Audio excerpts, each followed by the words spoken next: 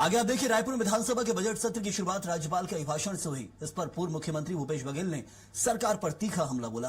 कहा कि सरकार बजट को गंभीरता से नहीं ले रही है और राज्यपाल के अभिभाषण की गरिमा गिर रही है। बघेल ने आरोप लगाया कि सरकार थकी और झुकी हुई है, जिसके पास कोई उपलब्धि नहीं है।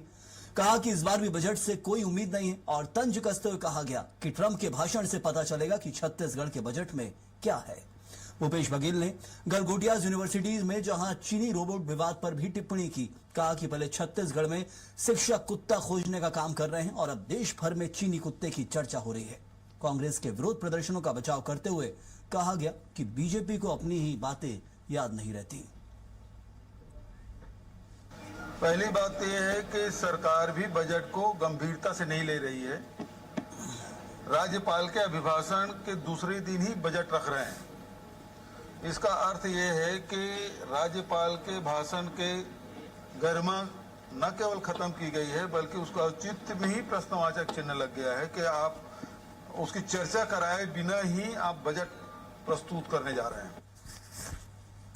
इसे बजट से कुछ नहीं उम्मीद नहीं कर सकते, क्योंकि अब पता नहीं अब ट्रंप के से क्या निर्देश लेके ये लोग बनाए हैं, क्योंकि पूरा देश की अर्थव्यवस्था भी तो या देश का संचालन ही ट्रंप के माध्यम से हो रहा है। तो छत्तीसगढ़ के ट्रंप ने क्या संदेश दिया वो कल पता चलेगा।